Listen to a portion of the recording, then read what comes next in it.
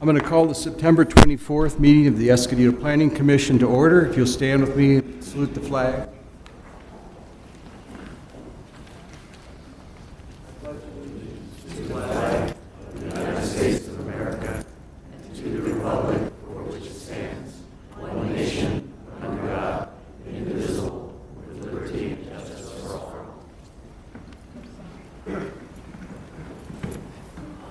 We have the roll call. Commissioner Weiler? Here. Commissioner Cohen? Here. We do have Commissioner Romo absent today. Do we have Commissioner Span? Here. Commissioner McNair? Here. Commissioner Garcia? Here. And Commissioner Watson? Here. Do I have a motion to approve our minutes from the last meeting? I move to approve the minutes from September 10th. Second. Okay, moved and seconded. We vote.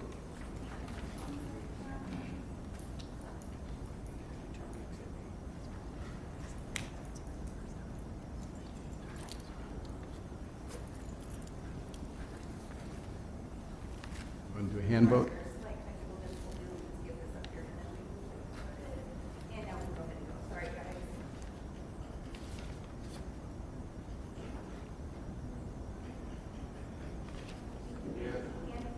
Five yes.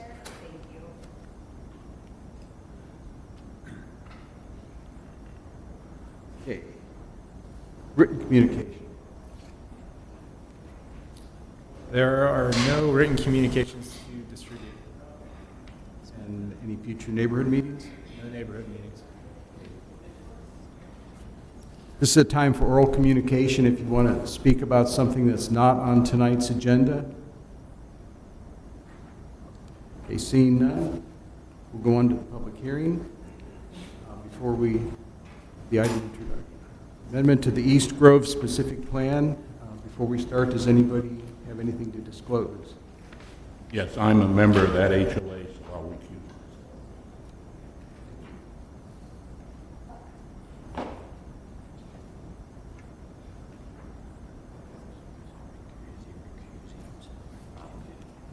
All right, good evening, Commissioners. Mike Strong, Assistant Planning Director. The first item on tonight's agenda, the public hearing item, is to consider amendment to the East Grove specific plan to modify the development standards associated with the trail section immediately adjacent to and parallel to Hidden Trails Road, and this would allow for a variety of trail improvements or conversion to landscaping and open space. The project descriptions involves a small text amendment change that is provided as a marked up version as attachment 2 in the staff report and as a clean copy and as one of the exhibits to the resolution. This would effectively redesignate a small section of trail within the East Grove specific plan. Today, the planning area offers abundant recreation opportunities for residents and guests. The City of Escondido Planning Division does generally support updated trail management practices to make sure that the trails are used efficiently and in the manner intended. With this particular trail segment, a request from the applicant, which is representing the Homeowners Association, is seeking an amendment because of the ongoing maintenance issues associated with it.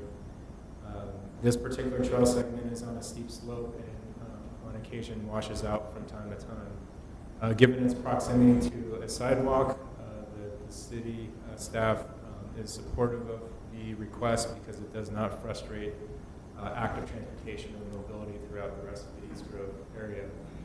The section of the trail that's in question is shown as a rural regional connector trail, both in the agenda packet and on this slide.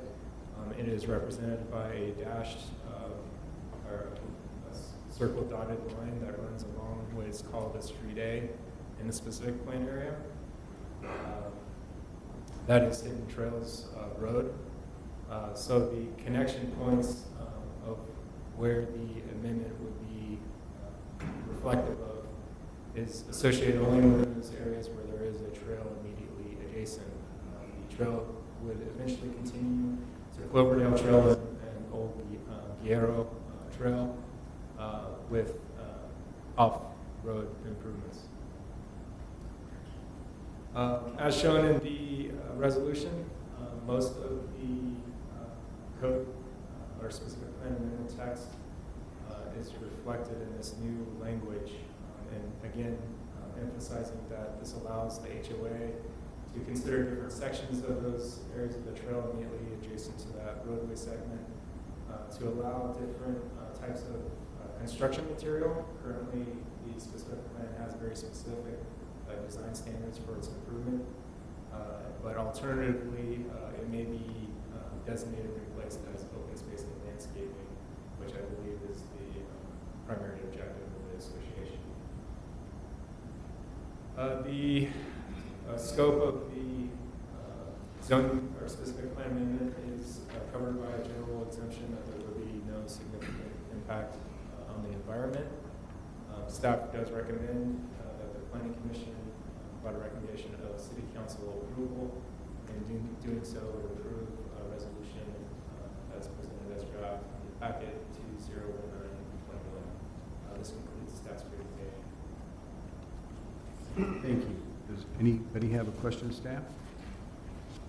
Thank you, Mr. Strong. I just got one brief question. What was the intent of this trail? Was it really primarily just for pedestrians, or was this also a horse trail? Soft surface trails do accommodate equestrian use. However, going through the application request with the applicant, that was one of the items that we're specifically interested in to see how frequently horses would use the trail facility. Staff has been on location several times, and both through the correspondence with the HOA members and through visual observance, there's never been any equestrian use of that facility. So that would be one consequence of eliminating a soft trail facility in that particular location. However, its ultimate location does terminate at the bottom of the hill on Hidden Trails as it gets to the park area. So most equestrian use would continue to use the foothills of that valley, East Grove Valley, where if there is equestrian use, it would probably likely be continued there. Thank you. Any other questions? Thank you so much. Okay. I'm going to open the public hearing. I have a list of speaker slips here. If we come to the end of this and you decide you want to speak and you want to come up to the podium, please fill out a slip when you get done. And we're going to run the timer at 3 minutes. So I'm going to, first one is Lindsay Stone.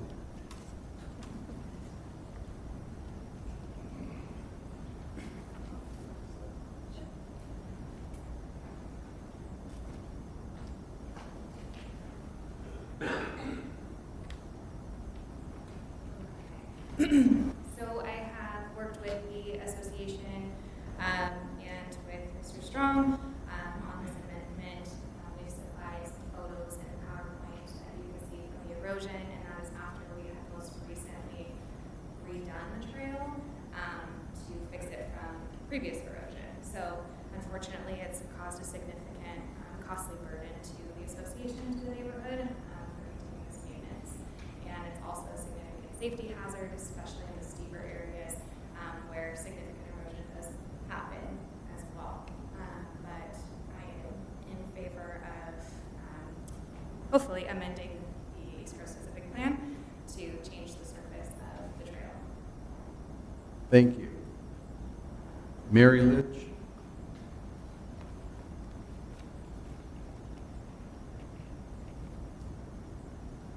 I am also in favor of amending the plan to give the association more flexibility and to discontinue the financial drain burden that has been on the association.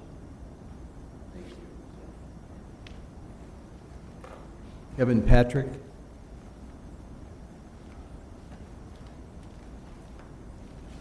Good evening. Just a statement in favor of the amendment. Elizabeth Murphy.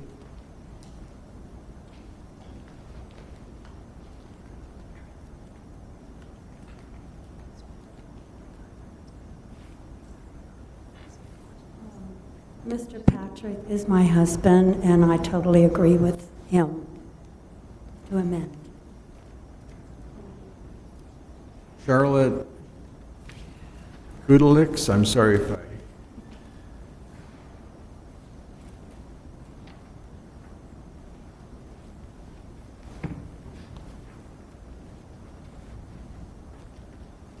Good evening, Commissioners, and thank you for considering this issue. My name is Charlotte Kudelek, and I am an original homeowner in the Hidden Trails Community Association, having moved into my home in the fall of 2002. As you know, the East Grove Specific Plan mandated a spur from Cloverdale Trail to run along Hidden Trails Road from approximately Ridgeline Place, where one of the city's water storage units is located, northward toward Francis Ryan Park. For the 17 years that I have lived in Hidden Trails, this connection to Cloverdale Trail has never materialized, presumably for 3 reasons. First, when our neighborhood was built, the Army Corps of Engineers required replacement watershed in perpetuity in the land east of Hidden Trails. This is the same area where Cloverdale Trail used to run north from San Pasqual Valley. Second, soon after home construction ensued on the 400 and 500 blocks of Hidden Trails Road, the city built a wall around the water storage unit, which then blocked the expected spur between Cloverdale Trail and the decomposed granite path in our neighborhood that was supposed to extend Cloverdale Trail north to Francis Ryan Park. Third, it would appear that city councils elected after the East Grove Specific Plan was adopted in 1997 have had no interest in pursuing the spur between Cloverdale and the DG path in Hidden Trails. Indeed, a quick Google of trail systems in Escondido will yield no information about Cloverdale Trail at all. In the 17 years I have lived in Hidden Trails, the HOA has paid tens of thousands of dollars to lay and then replace the DG 3 times. Without the amendment before you tonight, the Hidden Trails homeowners will continue to be required to pay to renew the DG on a somewhat regular basis to fulfill our financial responsibility for a plan that will never take shape. We would prefer to have more control over the situation. We would prefer to have more economical options than DG that would still enhance the beauty of our neighborhood. We request that the Commission give a favorable report of the proposed East Grove Specific Plan amendment before you tonight to the City Council. Thank you for listening. Thank you. John Thompson?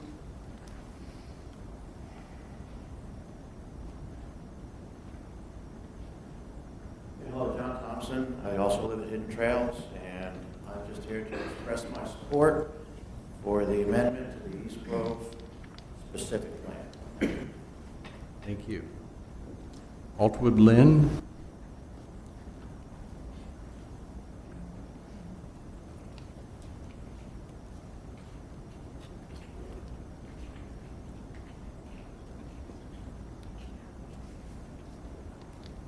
I'm Matt Woodland. My wife and I live in Hidden Trails. We've lived there for 4 years. During that period of time, I've attended every HOA meeting, and on the agenda for every meeting, the item of the decomposed granite path has been a standing item vis-a-vis the cost involved and the safety issues associated with it. My wife's in a wheelchair. We do a walk and roll every day, a 3-mile walk.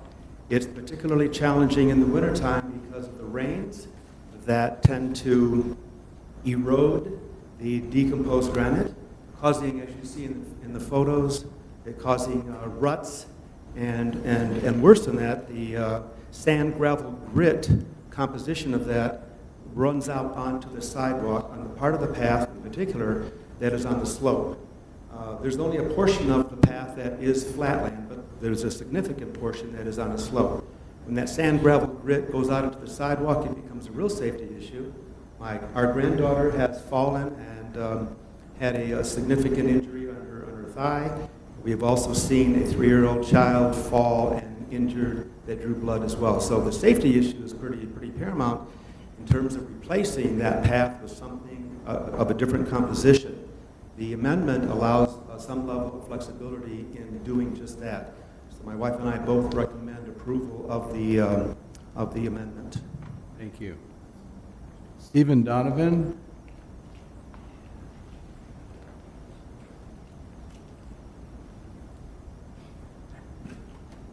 Yes, I'm a resident of Hidden Trails, homeowner for about 5 years.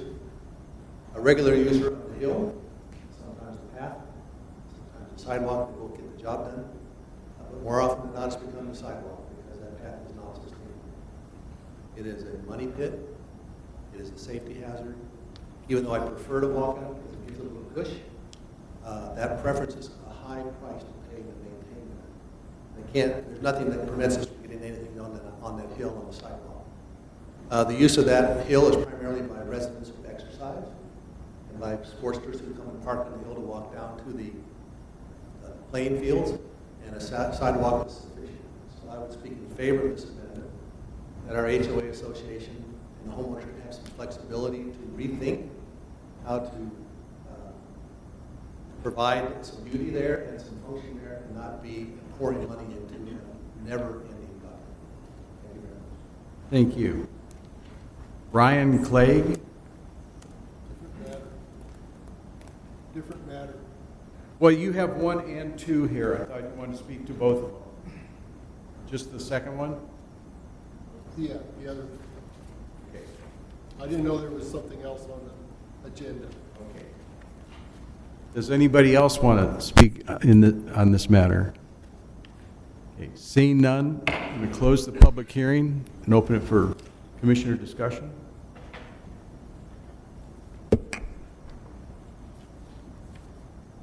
Well, obviously, the trail system is deteriorating. We've heard from plenty of people here that live in the community that they would like to see something different. So I can support the flexibility in providing that to the community.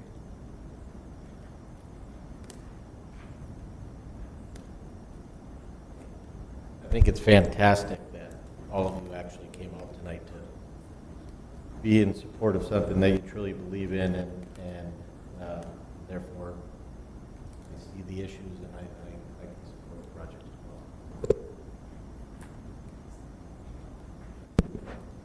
Without repeating everything, I agree.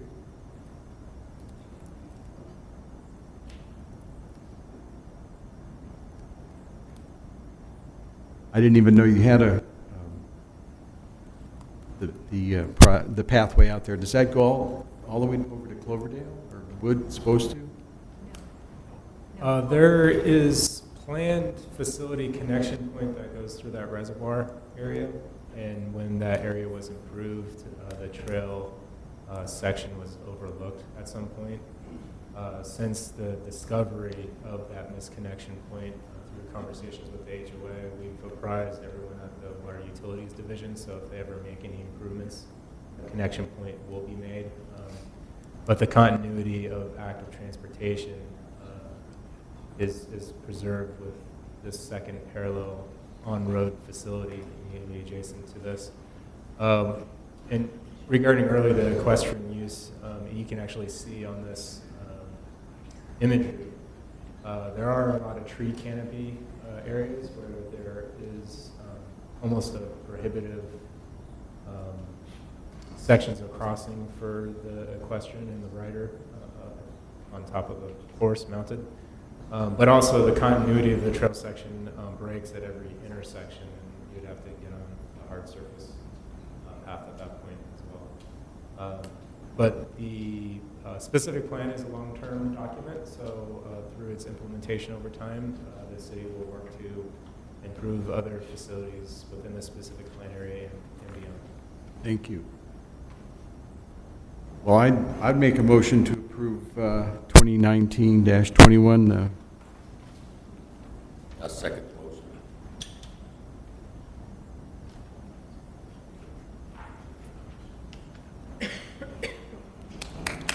Five yes votes, it passes. 2019-21.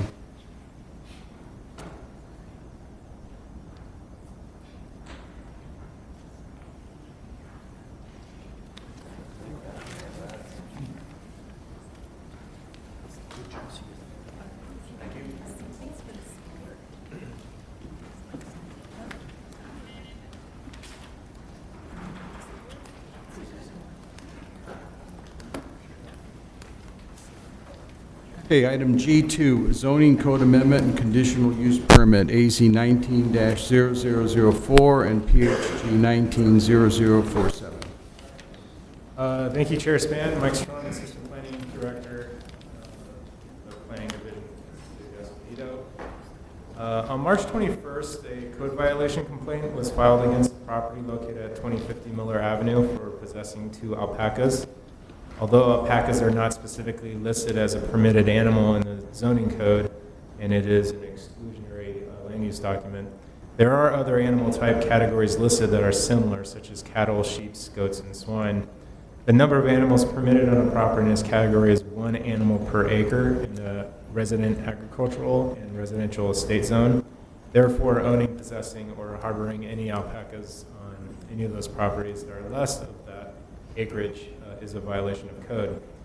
The owner, 2050 Avenue, filed a request to amend the zoning code to allow alpacas on the property. This, in effect, would correct the violation of property and create a lawful use. So in that regards, the application request for the zoning code amendment was premised to allow alpacas in certain residential zones, in particular to achieve the allowance on this specific property. It was initiated from a code violation complaint. And in addition, the scope of the amendment covered by the application to allow the alpacas has been expanded to more comprehensively assess all the animal regulations in all residential zones of the city.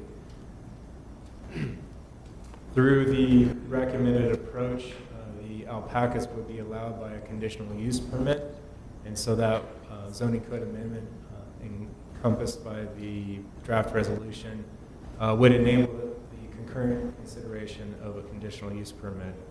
So this particular hearing item is to both review and consider the zoning code amendments for all animal regulations and updating them, and a concurrent conditional use permit to allow 2 alpacas at the property at 2050 Miller Avenue.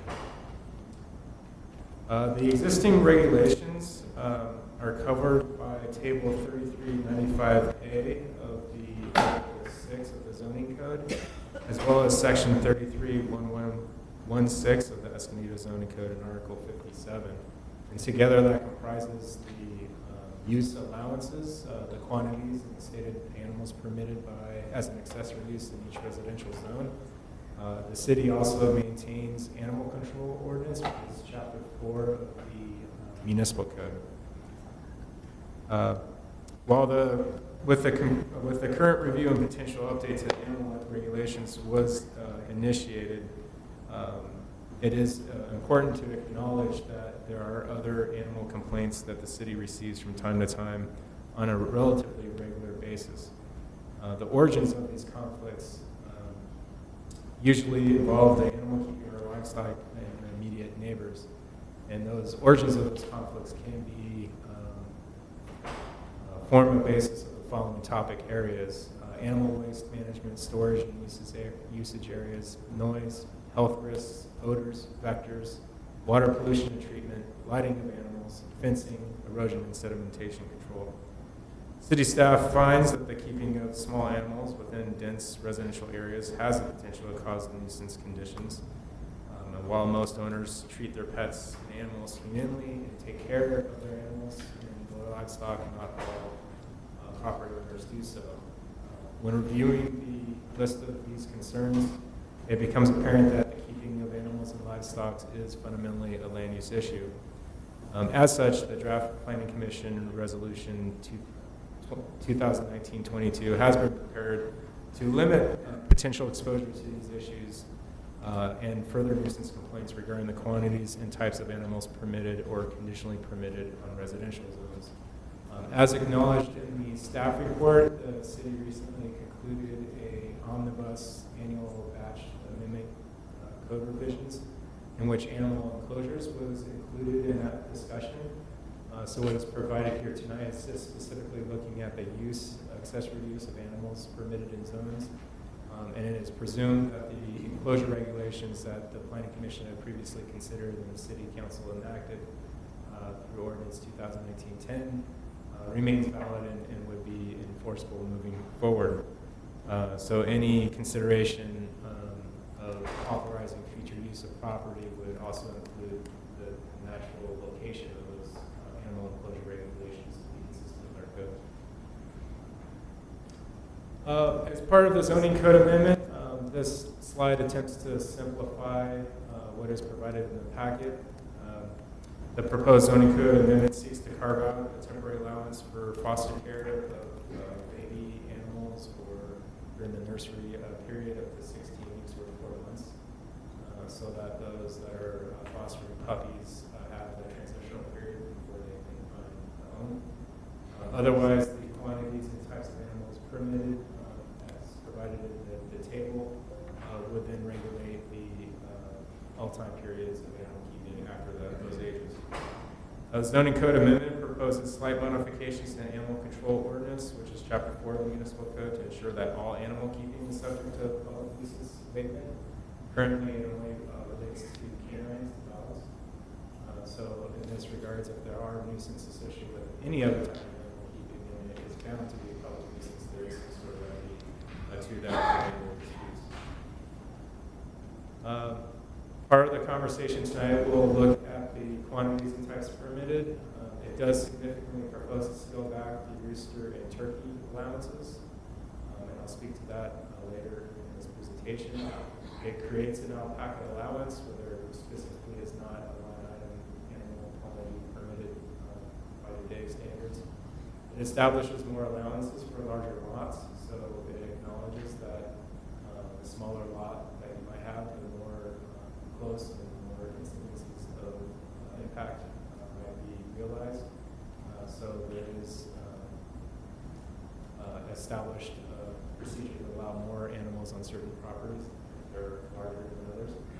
And in some cases, it also establishes conditional use permits where there needs to be sensitive care to the surrounding environment around those properties, and or opportunities to set up limitations or conditions of that specific use, and one of which is the alpaca item that's being considered tonight.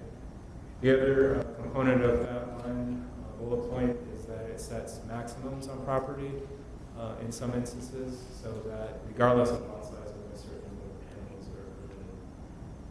And the other is that it removes redundancy with section 331116. In particular, there are instances where a certain permitted amount of canine or cats are permitted in one table and it doesn't align with another section of code. So the purpose is to point in reference to areas where there's a little more detail on animal keeping for those particular animal types. As a reminder, the zoning code amendment would affect property citywide. The Planning Commission has already been purview to alpaca discussions in the past. There was a Planning Commission determination issued at some point in time early in the 2000s where a resolution was issued. A resolution of determination was issued on April 22nd, 2003, providing a zoning interpretation of alpaca should be permitted on a specific property with a conditional use permit. That property was 1.33 acres, but because that determination was only property specific, the zoning code amendment process would allow the Planning Commission to codify that determination and more broadly apply it throughout other properties in the city.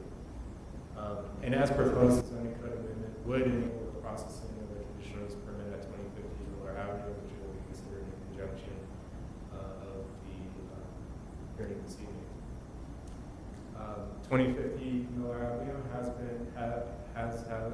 have an active code violation. So should the Planning Commission and City Council decide to not allow animal keeping on the property, the property owner would have to abate the use of discontinue the alpaca keeping on the property. So the code amendment helps create performance and lawful use of the property. Regarding the conditional use permit, the location is at 2050 Miller Avenue. The zoning is residential estate, 20,000 square foot minimum lot size. The acreage is 0.7 acres, so it's a little under 1 full acre.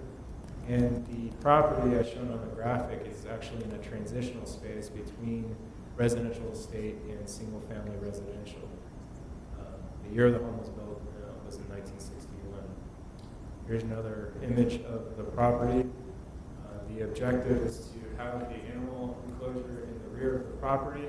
It measures 24 feet wide by 36 feet long, 5 feet high. There's also an additional fencing along the perimeter of the property. The alpaca cover is 24 feet by 10 feet long and 10 feet high. Additional sunscreens have been added to reduce the heat during the summer months. And special conditions have been added to the draft resolution. In particular, one is to ensure that the other animal keeping on the property complies with this zoning code as amended and as set forth in the draft resolution. The scope is to reduce the amount of turkeys on the property. There is other animal keeping at 2050 Miller Avenue.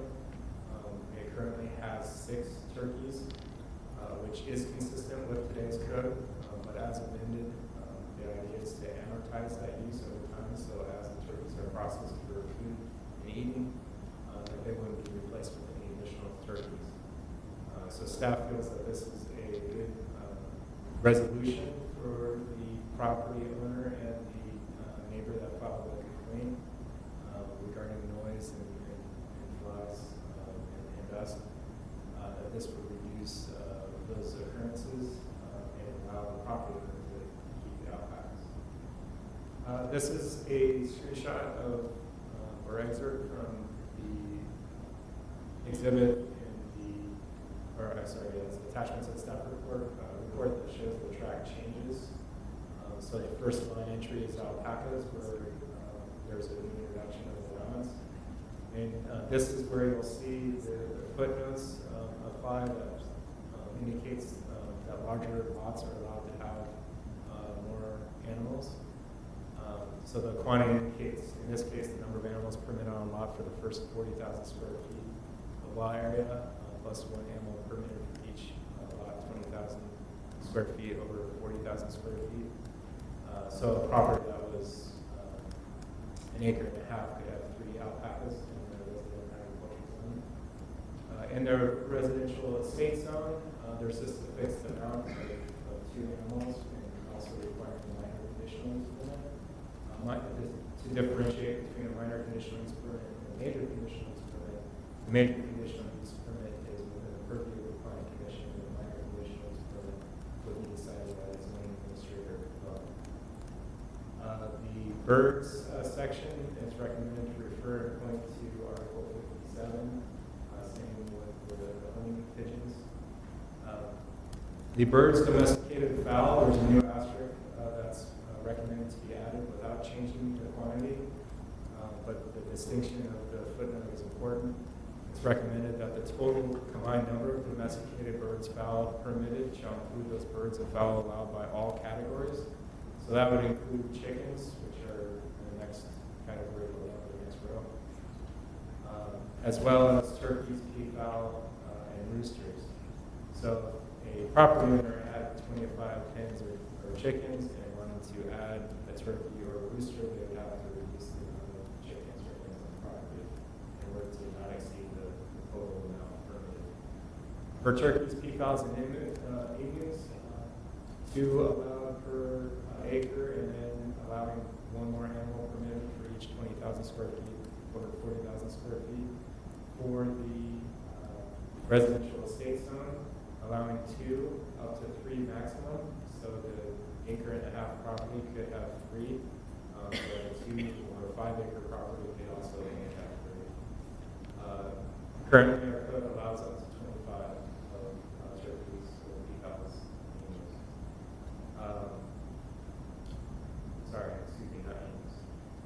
For turkeys and peacock. Our roosters are currently also allowed to have 25 animals on our property, or 25 roosters on our property. This would modify it to allow 1 to 2 maximum in residential agricultural zones, and 1 maximum with the CUP in the residential estates zone. Should property owners want to have more turkeys or roosters, we do have the overlay zone, agricultural overlay zone, which would require an ordinance adoption and a land use change to the map. That would be an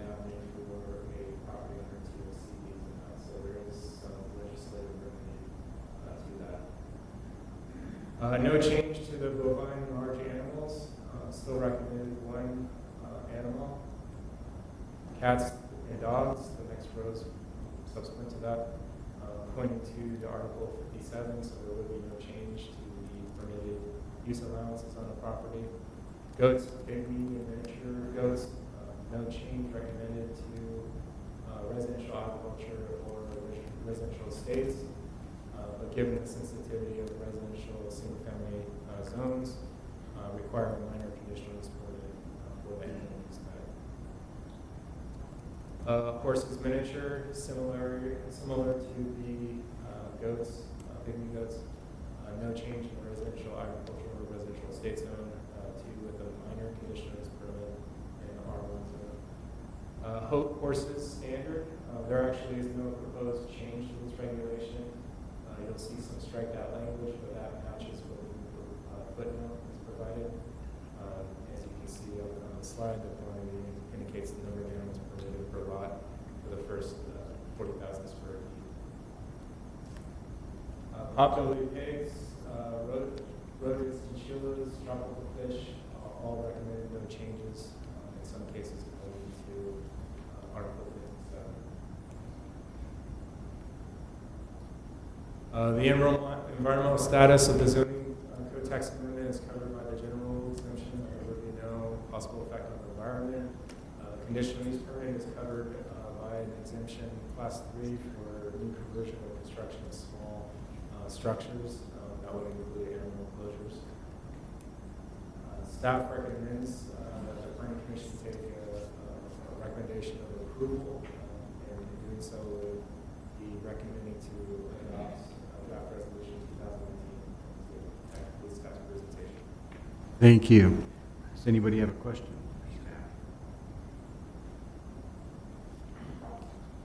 I've got a couple of questions, Mike.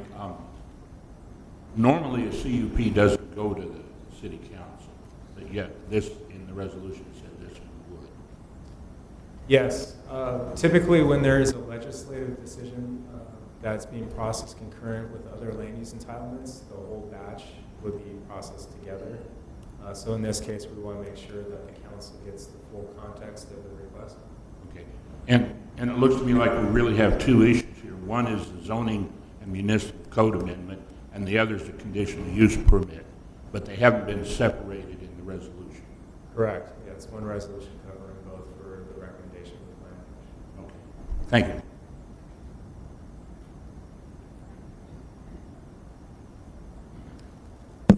Mike, thanks for your presentation. I wanted to ask, could a support animal, could somebody come to the maximum amount of ponies and then trump that also, or add on to that with a support pony or that kind of thing? Usually when we get reasonable accommodation requests for emotional support animals, I quickly run to the attorney's office for support. But my understanding is that there's a lot more flexibility covered by that preemption law, but that would be determined on a case-by-case basis. And then to the specific of the 6 turkeys, we know if those are, I've used the term, sunset clause before. I don't want to use that now, but I mean, are they going to be slaughtered or are they raised as pets? Staff spent some time speaking to the applicant to determine the emotional connections with all the animals on the property so that we could thoroughly understand the nature of the use and operation of the site. The turkeys are used for food, primarily. And given the context of what other cities are doing to regulate that animal use type, it seemed to make sense to reduce the quantities permitted for those zones. For the question about sunsetting or nonconformity, the zoning code creates the nonconformity on the property, and so there already is an established 6 turkeys on the property. So the property owner, after this code, if it is adopted in its current format, would not be able to add 2 to that total, so they wouldn't be able to get a 7th or 8th turkey. But as that use is slowly amortized through the food processing, so I don't know, every Thanksgiving they have a turkey, I don't know. But the point being is that that number slowly reduces, and so that becomes now the new limit for the use of that property until they get to 2, which is what is recommended code. So at that point, when they hit that threshold of what conforms, then that becomes the new limit on the property. But up until that point, it's a non-conforming established limits. Thank you. Thank you so much. I'm going to open the public hearing. I have speaker slips here. Eric Donnell.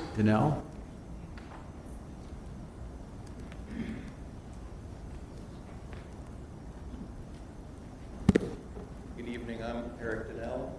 We live at 810 Brotherton Road, which is right around the corner from 2050 property. And we're here in support of the alpacas.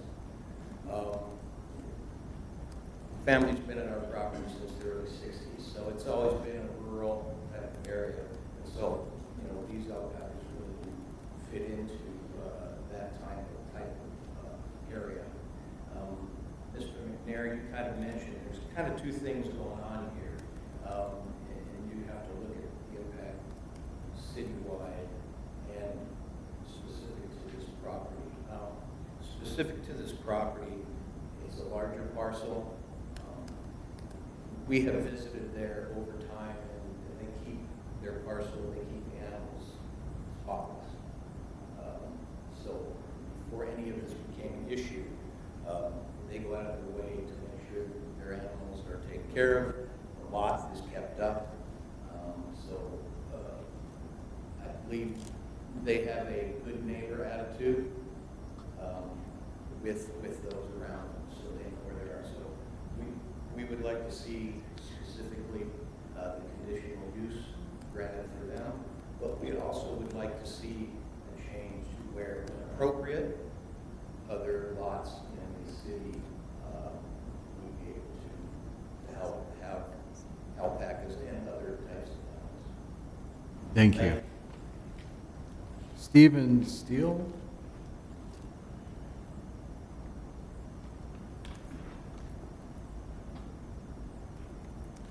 Steva is, if I'm mispronouncing this, it looks like Stephen Steele.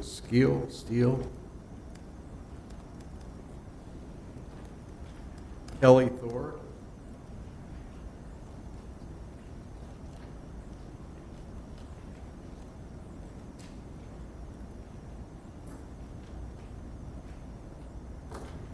I'm Kelly Thor.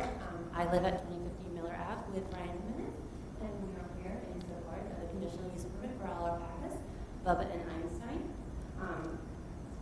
So Bubba and Einstein have become part of our family, and they also bring joy to our neighborhood and the kids around it. We have a school right down the street from us, and the kids walk by and they see alpacas. We get to talk to them. We get to educate them about the alpacas, raising the animals. It just brings another diversity to their learning experience. In addition, we also participate in city things such as next week we'll be part of Heritage Craft Week with Hawthorns. Feed Store will be on the news with them with our alpacas. Just, you know, spreading the different crafts that you can do with fiber from the alpacas.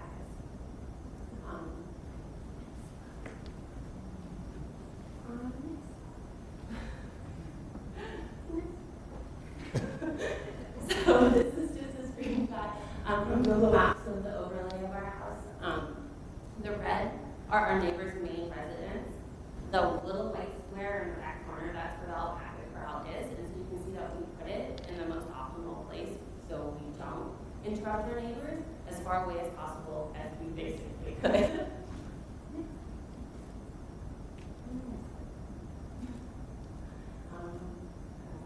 Mike talked about this when he was speaking. This is just a picture of their corral in the back corner. It has the sunshades and it has the 5 to 6 foot high fence all around. Just additional views of it. We did take in consideration of our neighbors where the corral is positioned. Bubba and Einstein, they're both males, and so they are gelded. So just like a male dog is neutered, so they have less testosterone running through their body, less likely to fight each other, things along that nature. The corral is well kept and cleaned multiple times a week. Great thing about alpacas, they poop in communal piles, so it makes it super easy to clean up. It's also used for fertilizer, so it's friendly for the environment. There are eucalyptus our property on the south side, so that's an actual wind and sound barrier on one side. And again, as I mentioned, they're a great educational experience for our neighbors, kids and adults alike. We've set up fly traps at the property to mitigate the flies issue. And one cool thing about alpacas is their feet, they have soft pads on their feet like dogs. So they're more gentle on the property. They don't pick up as much dust as say like a horse foot or a goat foot. And these are just pictures of some neighborhood kids feeding our alpacas, and then you can see alpacas are super friendly. Our cat likes to hang out with them in their feed. And one thing that we did before this occurred was we did start a petition. We had an online petition that raised over 1,500 signatures, and then we had over 220 physical neighborhood signatures in support of allowing Bubba and Einstein to stay at our property at 2015 Miller Ave. I thank you guys for your time. Thank you, Mike, for working with us. And if you have any questions, I'm here to answer them. And that's it. Thank you. Does anybody have any questions? Go ahead. Thank you for coming in tonight. Hey, are the alpacas you're showing here, are those full grown? They are full grown. So they're the withers, which is like where their back is about 3 feet. They're about the size of a miniature horse. What's the lifespan of an alpaca generally? People say 15 to 20 years, so at 18 average. Ours are.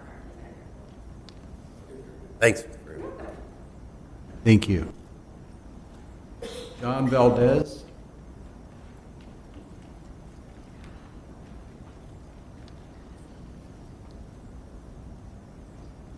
Thank you for the opportunity to speak to you.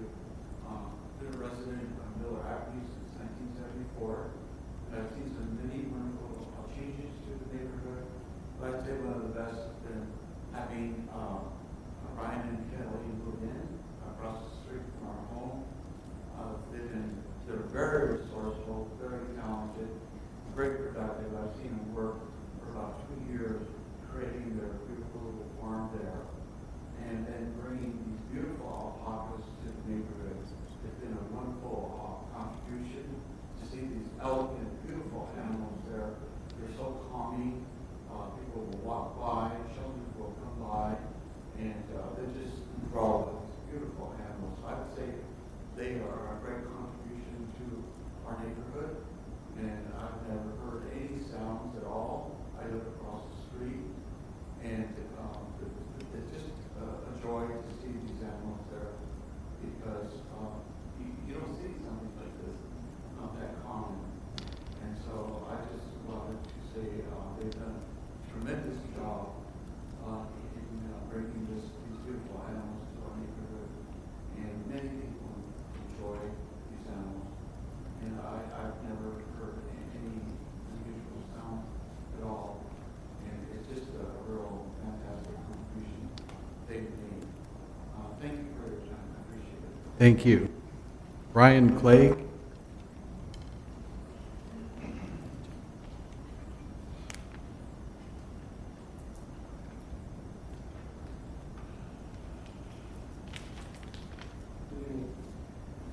I happen to live next to the property in question, and Wikipedia point says that there's 6 different communications that these animals put out. 2 of the last ones, which are deafening screams and screeching. I've been awakened from bed sleep from 1 o'clock to 2:30 in the morning by these animals screaming bloody murder. And it sounds like somebody's actually being killed. So these are not wild animals, and they have no business being in a residential area. The turkeys also, certain times of the year, these turkeys, they will gobble from 5:45 in the morning until dusk, and that is just unacceptable. This is in a neighborhood that is bordered by residential people who, just like me, want to have peace and quiet in the neighborhood. I worked at the Wild Animal Park for 23 years. I love animals, but I don't love it when they wake me up at night, and I don't like it when I have to get up at 5:45 because some of these turkeys gobble. And since there's not just one, it's multiple animals that are making the noise. if I try to sell my property, now I'm going to have to disclose that to potential buyers that this is a nuisance that could lower my property values because of the number of turkeys and the alpacas. I'm requesting that the turkeys be brought down to zero. I do not feel that they have a place in a residential neighborhood. And the alpacas, well, they make too much noise. They may be cute and nice, but they are a disruption. Thank you. Thank you. Ryan Jimenez?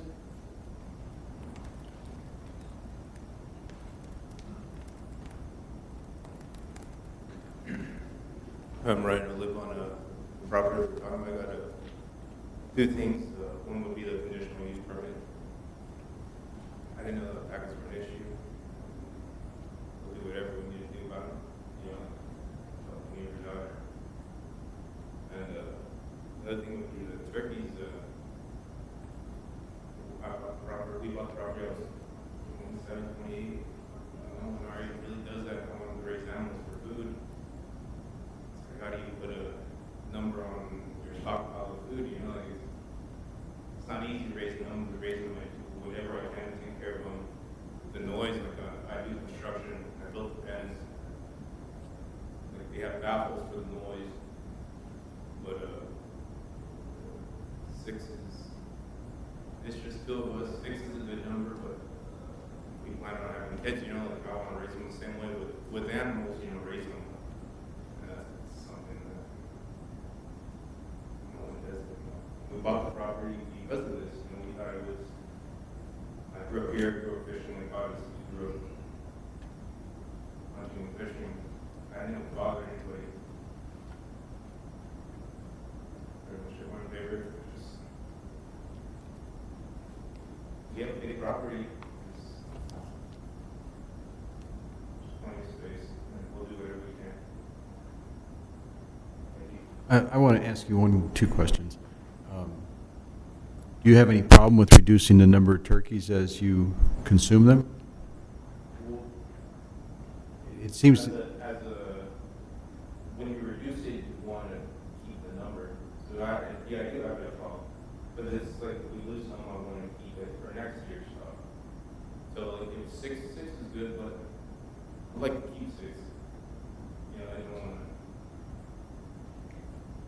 to. The other question is, if there's a noise problem, is there anything you can do further to keep... Move the pens, or more baffles? Just, it seems like there's one problem, one issue in particular that you're going to probably, if this passes, you're going to have to work it out. If you see the photo, we put them, I mean, everybody behind our property seems like it's commercial. Everybody has, like, there's a commercial business behind us. There's no houses close to it. And then on one side, you know, it's all trees and you can't even see the house. You know, and as far as maintenance, like, I mean, you can tell them, you can ask my neighbors the first time they see me sit down, I'm always doing something in the yard. Thank you. Thank you. Does anybody else? Do you have a question? I do have a question. Now, are the turkeys kept, do they just, apologies because I never raised turkeys. Are they just kept and they wander around the property, or are they kept in a pen? And yeah, if we let them wander out, they'll jump.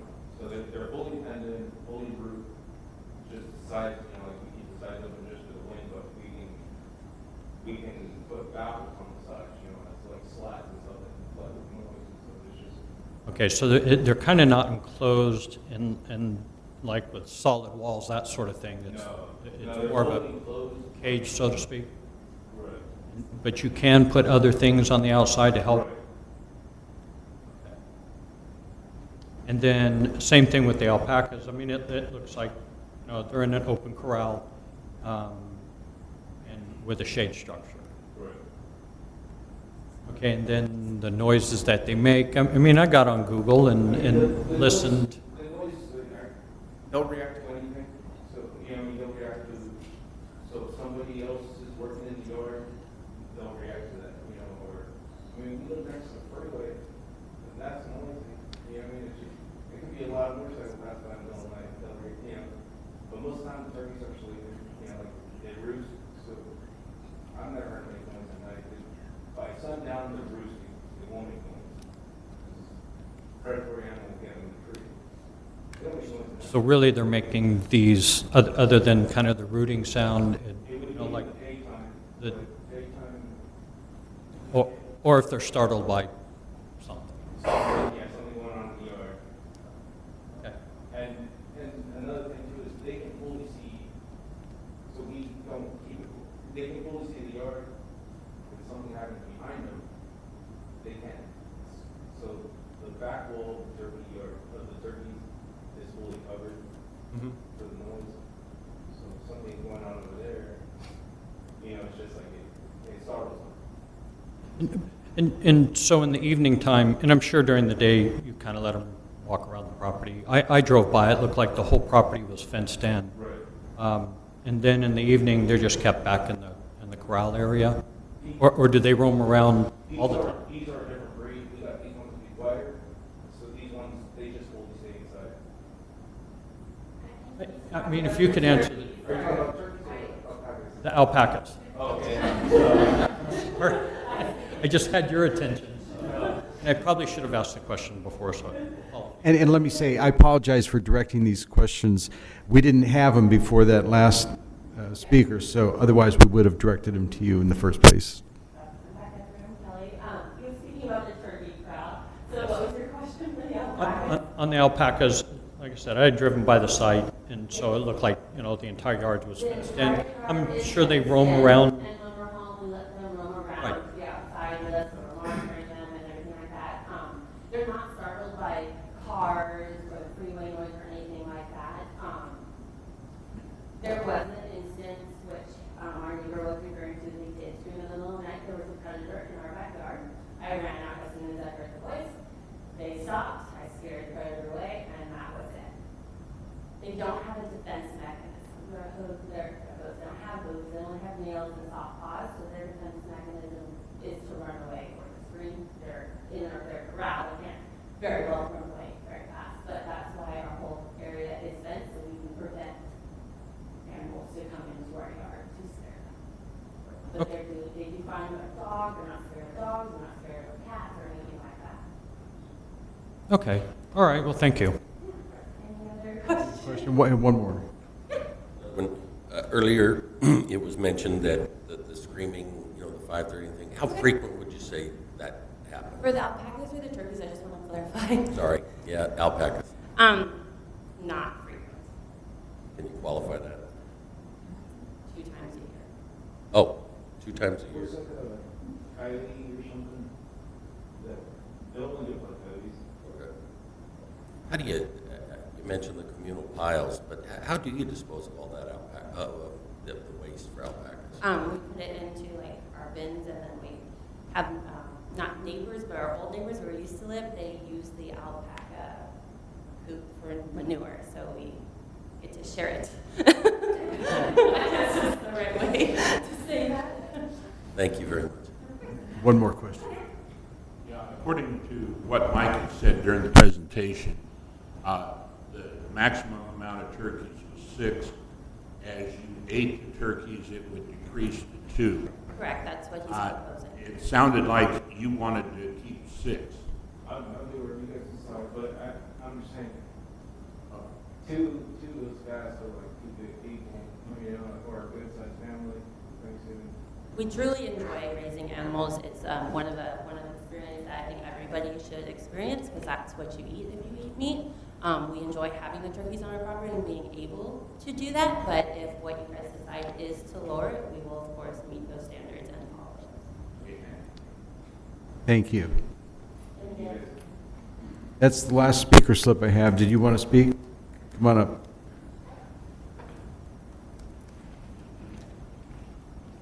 If you could state your name for the record and then leave us the slip. Presentation. My name is Mathino Landers, and I'm a resident in this neighborhood. I actually live directly across from the residence in question, across the street with my wife and our 4 children.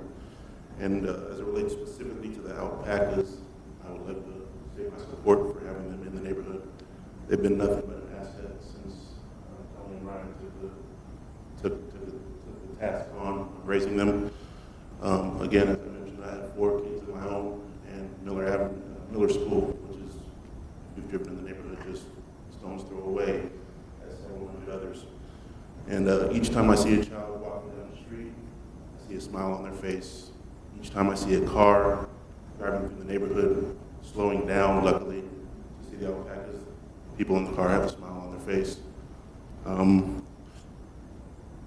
The alpacas provide a number of benefits. One of them specifically is their ability to slow cars down. It's a bit of a thoroughfare when there's traffic in the morning or whatnot, and those alpacas, in lieu of the 4-way stop that we need at Brotherton and Miller, have served as a speeding deterrent. And like I said, people are always smiling when they see them. I see them in the morning, I see them in the afternoon when I get home from work. It brings a smile to my face after a long day. I see Kelly and Ryan take time out of their day to welcome neighbors in, engage them in conversation, and I commend them for taking this task on when being hit with scary paperwork that says you're in violation, and code enforcement is in a way that's nothing any resident wants to have. So I commend the 2 of them, being young 20-somethings, for taking this task on and doing something that they truly believe in, and I support them 100%. As it relates specifically to this matter before you, it kind of sounds as though I was sitting there like, Kelly and Ryan are being forced to choose, and these alpacas are being held hostage as it relates to the other animals for any other person in the residential estate or other type of housing. I have questions on the cost associated with conditional use permits moving forward for other residents, the amount of oversight that Kelly and Ryan may be subjected to as a result of this current amendment. I think that's pretty much what I wanted to share, but I unequivocally support the alpacas, having lived across the street, never once been woken up in the middle of the night, never once been woken up or bothered by the turkeys. I smell no odors. As one of the other residents mentioned, Kelly and Ryan take great care of their property, and they've been an asset to the community. I've lived there a couple years more than they have, and if I were to handpick any neighbor, I want to pick one other than those 2. So thank you for hearing me. Thank you. If you could leave your slip up here. Sure. Have you spoke yet? No, you may have misread my name. I filled out stuff earlier. Come on up. Okay. No worries. My handwriting is part of my name is Stan Stark, S-T-A-R-K, and I never thought I'd be here talking to a planning commission about alpacas, but I'll tell you how I did get here, and that was Sunday evening. I was doing some research. I have another property here in Escondido that we're looking to build a home on. I was specifically looking to add alpacas and be able to have that as part of my plan. So in my process of doing research, because about 6 months ago I stopped into the office down here, and I got mixed reaction depending on who I talked to. You could have 1, you could have 2, you can't have any. And so it was very ambiguous and unclear. So when I was finalizing my plans and I started doing some research on Sunday, I came across the article that was online about what they're going through on their particular property. So I'm here, and I called Mr. Strong on Monday and talked about it. I'm here to tell you there's other people, not just them, who have interest in doing the same thing. And alpacas are kind of like Pringles potato chips. You can't have just 1. And 2 is a good number. And so I commend them for doing 2 because that's fair to the animals to have the 2. I think that's a good, fair number for the real estate zoning. So I'm here in support of that. I think other people as well. Yes, do they make noise once in a while? Dogs make noise once in a while. Coyotes make noise. It's nature. It is what it is. But in general, they're very quiet, clean animals. And as he mentioned, they bring smiles to everybody's faces. And I think, quite frankly, we need more of that. That's all I have. Thank you. Thank you. Sorry about your name. No worries. Butchering it. Does anybody else want to speak on this? In the back, come on up. Please state your name for the record and fill out a speaker slip and bring it up when you're done. My name name is Nancy Burnham, and I live on Miller Avenue, and been here for almost 30 years. I wish we had a picture of the property before, so we can compare to it presently. It is marvelous how they have brought this property with a lot of love and care, and they really have upped the property. I think the alpacas are wonderful. I agree with my other neighbors, except for one, that they bring so much joy to all the kids and the people that walk the neighborhood, catty corner from the Miller School, so the kids can enjoy them as well. I walk my dogs very often around the block, and there's never any foul smells. It's very clean property, and again, it's just a lot of love and joy. And I hope you really consider letting them keep Bubba and Einstein on property. Thank you for your time. Thank you. Did you wish to speak?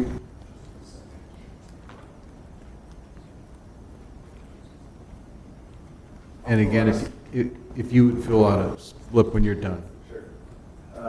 I'm a neighbor of theirs that has a monkey problem. I just kind of around the corner. We walk our dogs past their house every day at night.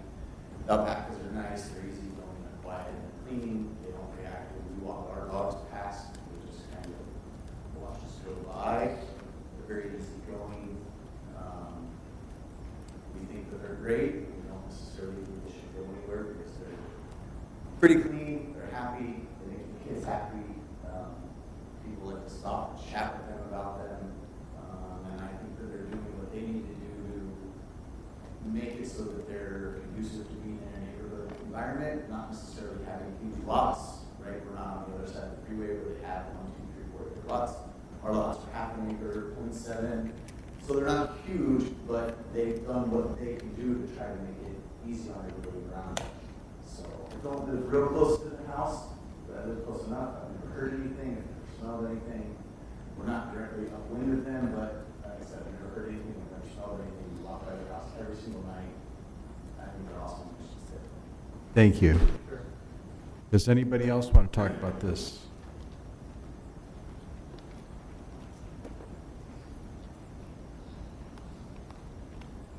Hi, thank you. Gary Peters, I live on McDonald Lane, which is right across right around the corner from the property in question. We are downwind of this property, and again, never smelled a thing, never heard a thing, and very much in favor of this. Thank you. Anybody else?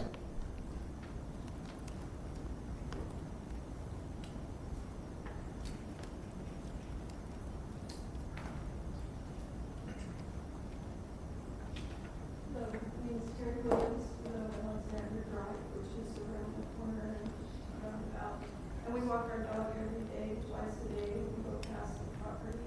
And I can't add any more positive things that have been shared, and I just want to say that we're in favor of the alpacas. If you'd fill out a speaker slip. Does anybody else have anything to say? Seeing none, I'm going to close the public hearing and ask for commissioner discussion.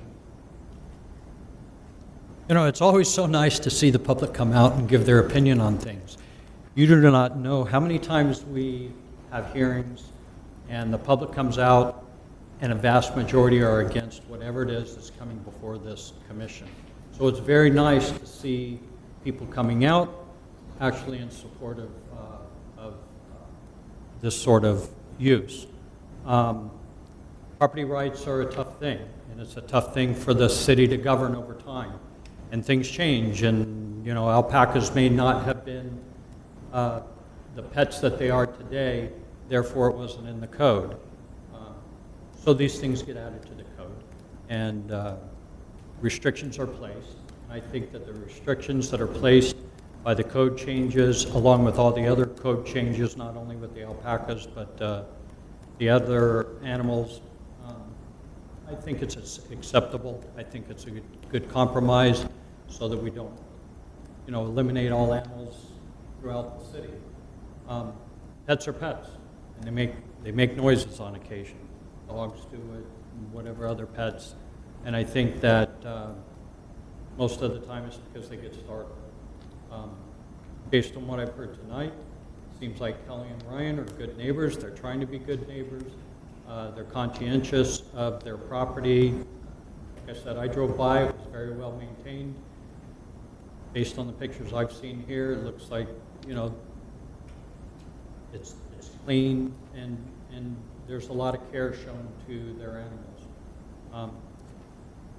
So I can support the changes to the code that staff has presented, and I can also support the conditional use permit amendment as recommended by staff.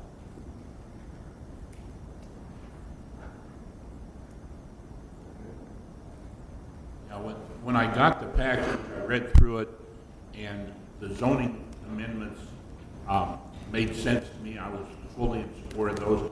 I didn't know how I was going to come down on the conditional use permit, and I decided I would leave that up to the people that showed up here tonight and expressed their opinion, and it's been overwhelmingly in favor of the conditional use permit. I know that animals sometimes can be noisy. I live maybe a quarter mile from a place that used to be in the county, has a lot of peacocks. I hear them every night, but you know, after a while, it becomes part of the noise of the sound of the neighborhood, the same with the coyotes. So I'm in support of both the zoning amendment and the conditional use permit.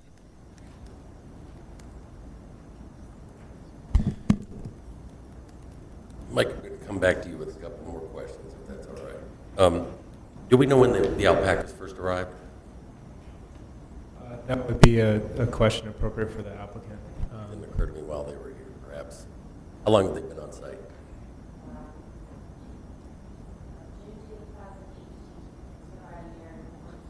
Thank you. And then, in that time, do you know how many complaints, I guess, code enforcement or anybody else has received? Regarding alpacas specifically? Yes. I don't believe there were any. The first record of any complaint on an alpaca was registered earlier this year and is the genesis of this report and presentation. Okay. If there were, I mean, they've described the 2 incidents. What recourse is there, though, for a neighbor if there were continued code enforcement, or what are they going to do? Making a racket? So as proposed in the zoning code amendment, it would be similar to a dog barking excessively in the middle of the night. So there would be a public nuisance response. So yeah, it would be administered through either animal control. The city has a contract with the county for some animal control regulation, and then otherwise it might be code enforcement or a PD response. I will say that your supporters are persuasive, compelling, unambiguous, and genuine. Please. I was going to say also, through the conditional use permitting process, if there are registered complaints or substantiated issues with public nuisance, the director does have the authority to remand it back to the planning commission to reconsider the item, just like any other conditional use permit that failed to live up to its promises or condition compliance. Okay, so there's a recourse even back to our to bring it back. Potentially, to planning. yes. I see. Potentially. I have gotten an education on alpacas. I did a little research. I didn't know all this. There was, in fact, I knew virtually none of this. Yeah, very convincing. Good arguments. And like our Commissioner Weiler always points out, he says, gosh golly, I mean, this is participatory government. Come see the Planning Commission. And we love to have you here. This is citizen involvement in real government. And it's exciting to see everybody come out. It genuinely is. And like Commissioner McNair said, gosh, I didn't know which way I was going to come down on the issue. But I let, this up aside. So I'm of the same mind. I certainly can support it. Thank you for coming out.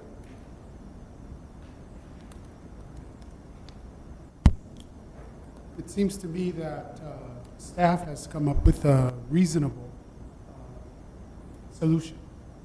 And bringing before us these changes, I think it's great. And I'll just chime in with the support that you received is absolutely very, very good, very powerful. I couldn't raise a turkey and eat it. You can, all right? And, but having lived in a place with animals like that, yeah, they wake up early. You know, they wake up early, and I understand that. And although I understand that it'd be great to keep 6, I'm in favor that we do need to come down to a more probably reasonable number for the area that you're in. And saying that, I do support the changes to the code, to the zoning code, and to the CUP. So anyway, thank you for coming out, and everyone, thank you for coming out. I just have, I just have a couple comments also following up with that. The best meat I ever had was rabbit, French lop. So I had a customer give us a couple to raise, and so I raised them in our chicken yard, and pretty soon we had rabbits all over the place. And, don't name them, because that was it. Never butchered one of them. And I look at this whole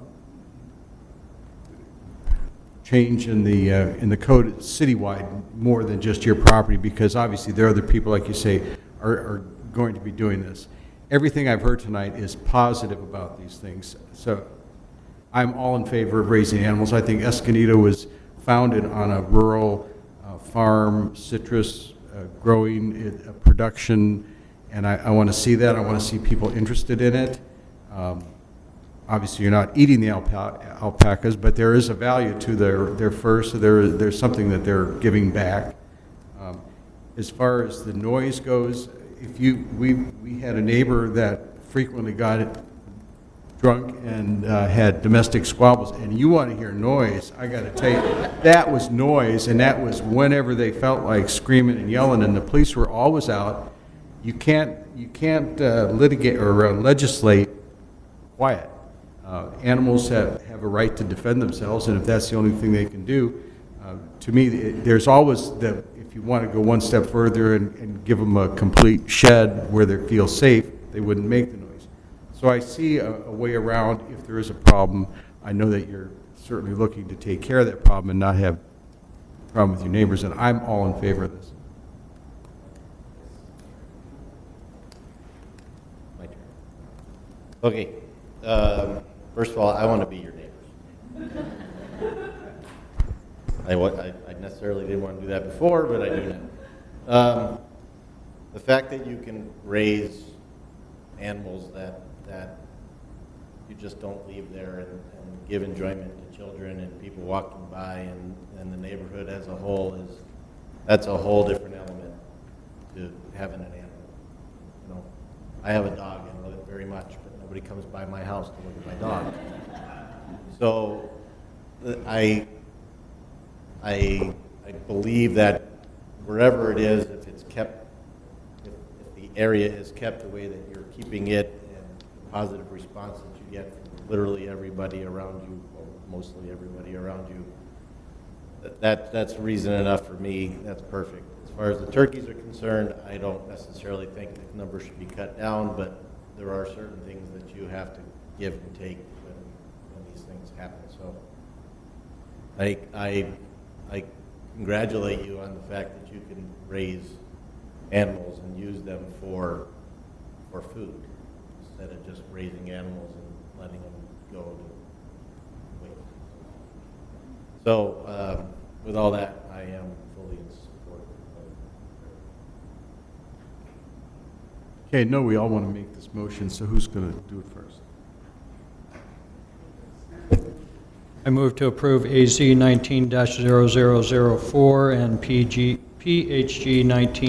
19-0047 for the animal regulations update and the conditional use permit.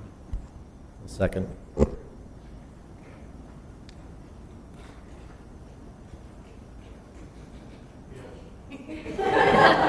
We have 6 yes votes, passes with 1 absent. So AZ 19-0004 and PHG 19-0047 is approved.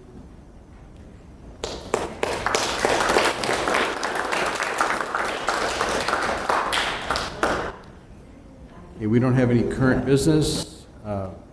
This is time for oral communication. If anybody in the audience wants to speak about something that we didn't cover tonight. Okay, there are none. Any comments on commissioners? And our next meeting is October 8th. Having just gotten back from London, I'm still on London time, so I was falling asleep until you started speaking. And it was so interesting that I'm fully awake now. So anyway, thank you for waking me up, because it would have been looked really bad, Commissioner falling asleep. Let's have a picture of that.